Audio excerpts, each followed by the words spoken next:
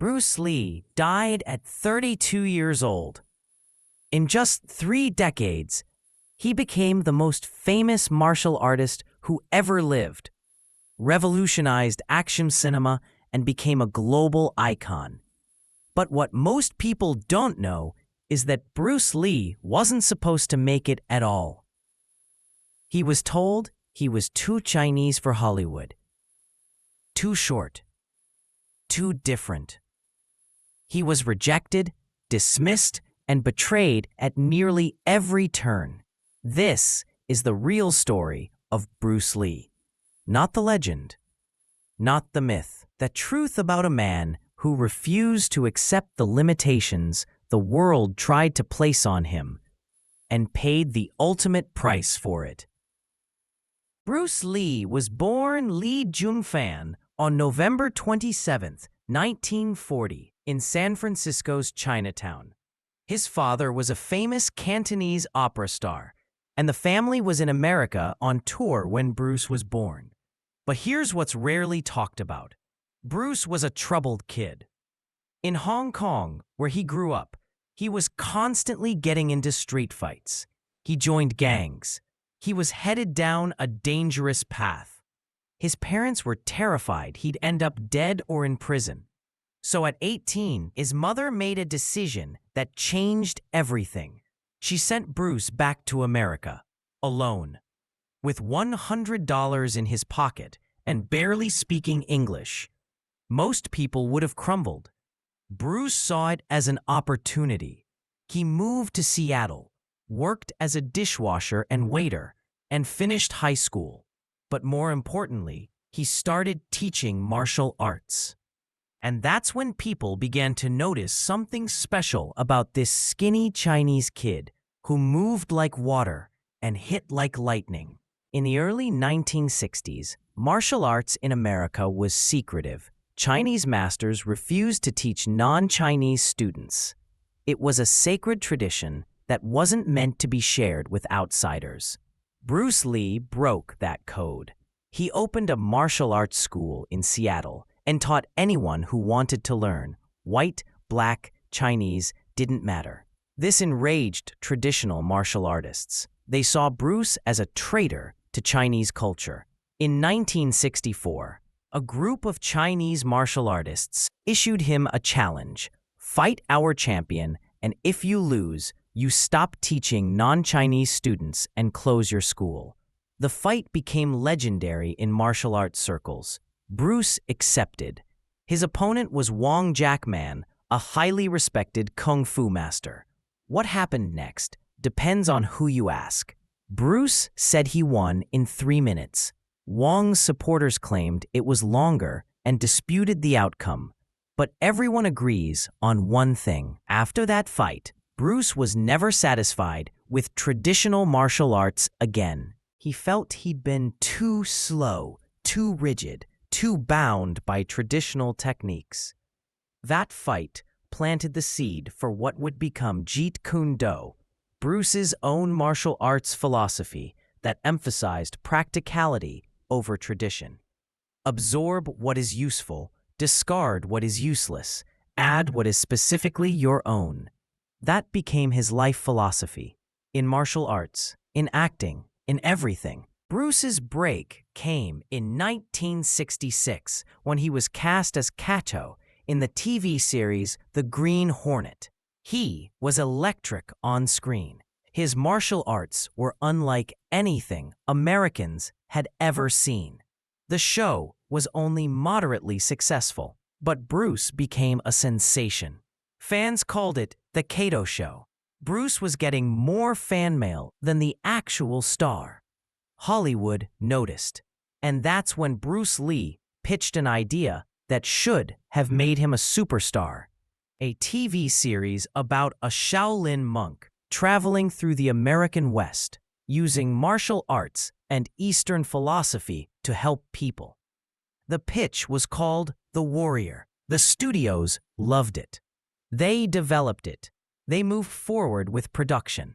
And then they cast David Carradine, a white actor with no martial arts training, in the lead role. They renamed it Kung Fu. Bruce Lee, the man who created the concept, who embodied everything the character was supposed to be, was told he was too Chinese for American television. That rejection broke something in Bruce, but it also ignited something. If Hollywood wouldn't give him a chance, he'd force them to notice. Devastated and broke, Bruce returned to Hong Kong in 1971. He was 31 years old, his Hollywood dreams shattered, his future uncertain. But in Hong Kong, something unexpected happened. The Green Hornet had aired there under a different name, The Kato Show. Bruce wasn't just known, he was famous. A Hong Kong film producer named Raymond Chow offered Bruce a chance to star in a low-budget martial arts film. Bruce accepted, but with conditions. He wanted creative control over the fight scenes.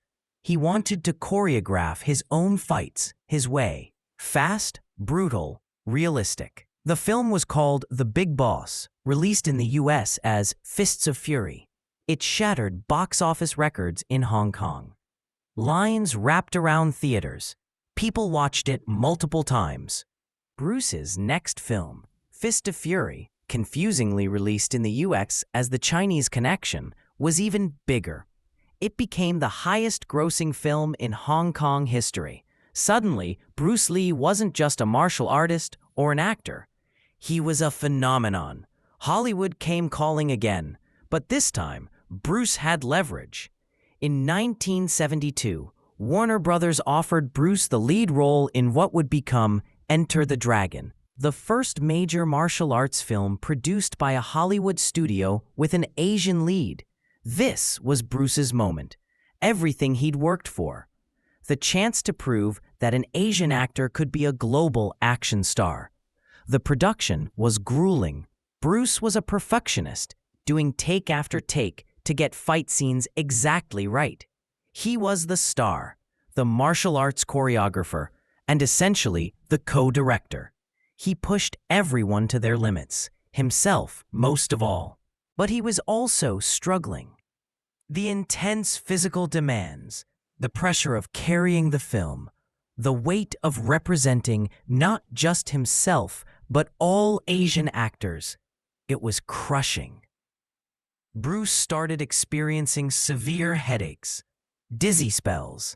He ignored them. There was too much at stake. On May 10, 1973, while dubbing dialogue for Enter the Dragon, Bruce collapsed. He was rushed to the hospital. Doctors found cerebral edema, swelling of the brain. They saved his life, but couldn't definitively explain what caused it. Bruce was warned to slow down, to rest, to take care of his health. He couldn't. He was so close. Enter the Dragon wrapped in April 1973. Bruce immediately began work on his next film, Game of Death. He was exhausted, running on fumes, but he believed he was building something that would last forever. He didn't know he only had weeks left to live. July 20th, 1973. Bruce Lee was at the apartment of actress Betty Ting Pei discussing a script. He complained of a headache. Betty gave him a prescription painkiller called Equagesic. Bruce lay down to rest. He never woke up. When Betty couldn't wake him for a dinner meeting, she called Raymond Chow. They rushed Bruce to the hospital, but doctors couldn't revive him. Bruce Lee was pronounced dead at 10:30 p.m. He was 32 years old. The official cause of death, cerebral edema, a severe allergic reaction to the painkiller. But the circumstances were suspicious enough that conspiracy theories exploded. Some claimed he was murdered by jealous martial artists. Others said Chinese triads killed him for teaching martial arts to foreigners. Some believed he'd faked his death. The truth is probably simpler and sadder. Bruce Lee pushed his body beyond its limits. He was working 16-hour days, taking cortisone for back pain, using electrical muscle stimulation, barely sleeping. His body just gave out. 3 weeks after his death, Enter the Dragon was released. It became a global phenomenon. Bruce Lee became the biggest action star in the world. He never got to see it. Bruce Lee's death could have been the end of the story, but instead, it was the beginning of his legend. Enter the Dragon made over $200 million worldwide, astronomical for 1973. It made Bruce Lee a household name globally. Suddenly, the actor Hollywood said was too Chinese was being celebrated everywhere, from New York to Tokyo to Paris. But Bruce's legacy goes far beyond movies. He fundamentally changed how martial arts was practiced. His philosophy of Jeet Kune Do, taking what works, discarding what doesn't, adapting to circumstances, influenced not just martial artists, but athletes, business people, and artists worldwide. He broke down racial barriers in Hollywood, even if he didn't live to fully benefit from it. After Bruce, it became possible to imagine Asian action heroes.